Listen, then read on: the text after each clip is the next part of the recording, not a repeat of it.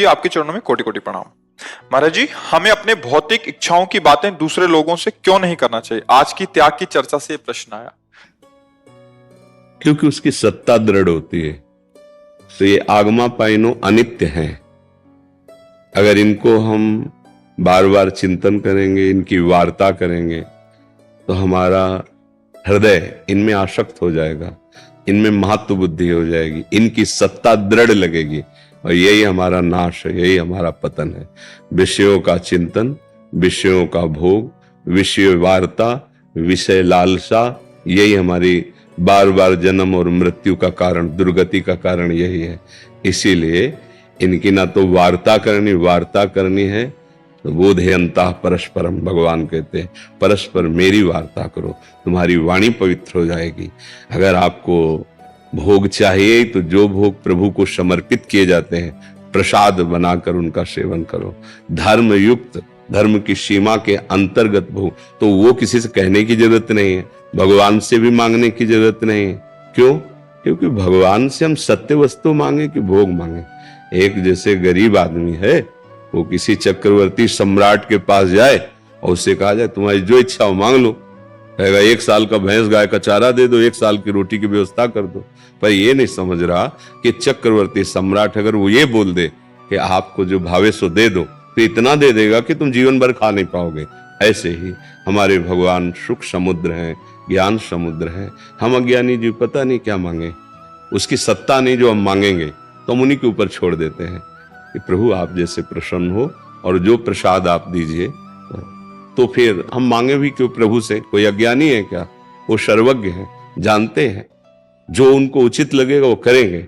हम तो उनके आश्रित होकर फिर दूसरों से जब हम विषय वार्ता करते हैं तो उसकी सत्ता दृढ़ होती। समझ में आ रही है आपकी?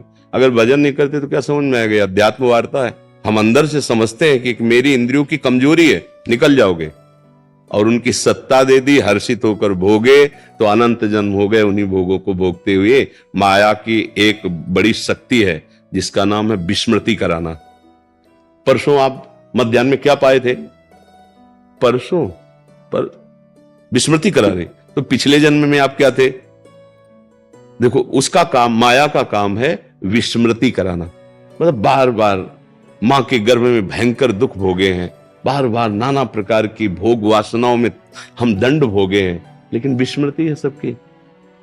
संसार की सुखद दुखद घटनाओं की कोई ऐसी स्मृति इस जन्म की बड़ी वाली, हाँ ऐसा नहीं, तो तत्कालिक पूछा जाए तो हमारी जितनी स्मृति है वो सब धूल धूसरित करती जाती माया।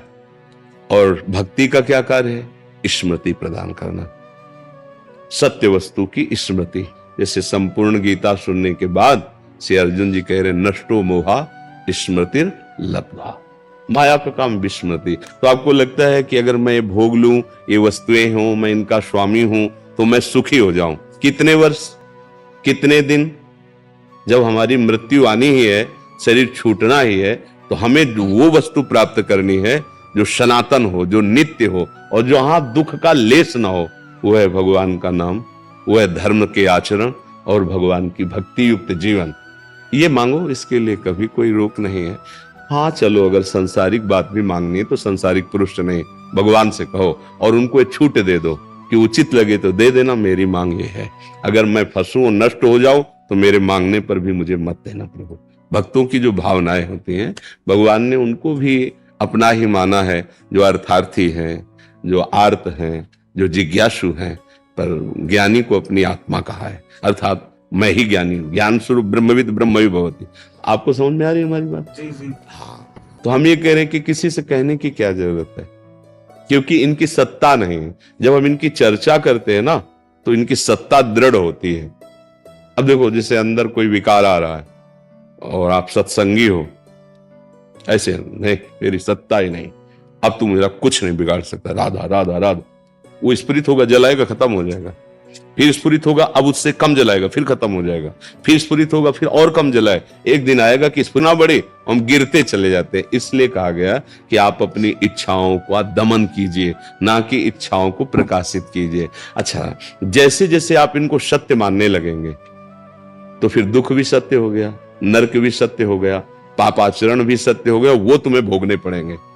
बिल्कुल आप ये समझो कि आप जैसा सोचोगे वैसा बन जाओगे, जैसा सोचोगे वैसा दिखाई देने लगेगा। ये जादू का तमाशा है, भगवान की माया का ऐसा जादू है, तुम जैसा सोचोगे वैसे तुम्हें अनुभव में आने लगेगा, और जैसा तुम्हारा भाव होगा वैसे तुम्हें दृष्टि प्राप्त हो जाएगी। जैसे मानो कामी पुरुष है और उसकी दृष्टि चाहे वो किसी को भी देखे वो अपनी कामना से युक्त देखेगा। निष्कामी पुरुष है वो अपने भाव से, और जो भगवान का प्रेमी है वो सर्वत्र भगवान देख रहा है, नहीं देख रहा? जड़ चेतन जग जीव जत सकल राम में, सीय राम में सब जग जानी, चिद चिद लक्षणम सर्वम राधा कृष्णमयम जगत। हमको क्या दिखाई दे रहा है? स्त्री पुरुष जड़ चेतन, हम जैसा ये यथा माम प्रपद्यन्ते तास ततै भजाम्यहम्। अगर आप भगवान को विषय मानकर भजोगे तो विषय दिखाई देगा, ब्रह्म मान के भजोगे तो ब्रह्म दिखाई देगा। है वही, दूसरा नहीं, जाकी रही भावना जैसी प्रभु मूर्ति देखिए। एक ही भगवान कंस के रंगमंच पर पधार रहे हैं लेकिन अलग अलग सबको दिखाई दे रहे हैं। एक ही राम जी जनक जी के मंच पर विराजमान, सबको अलग अलग दर्शन। तो भगवान का अलग अलग दर्शन भाव दृष्टि के अनुसार हो रहा है। तो हमारी दृष्टि कैसी? जैसा हमारा चिंतन होगा, जैसी हमारी वासना होगी।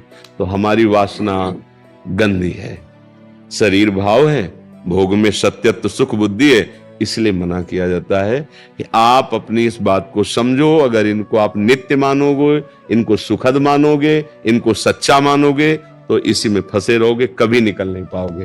ये भूत के लड्डू हैं, ना खाए तो परेशान, खाए तो परेशान। बोलो है ना? ना खाए तो ललचाए, यार कितना बढ़िया, और खाए तो कभी तृप्ति नहीं।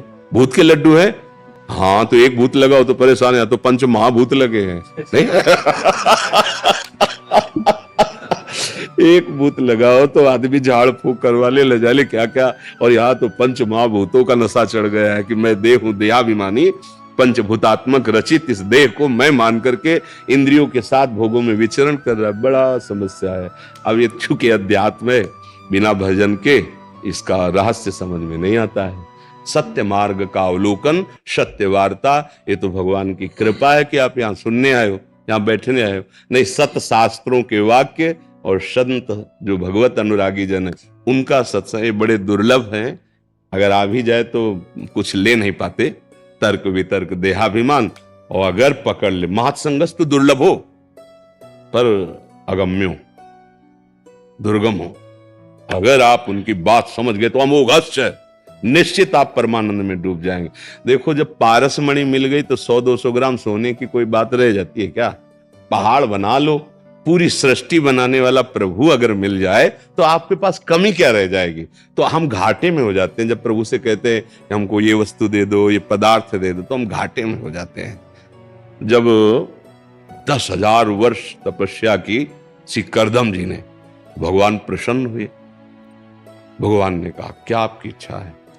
तो उन्होंने कहा हमें पत्नी चाहिए।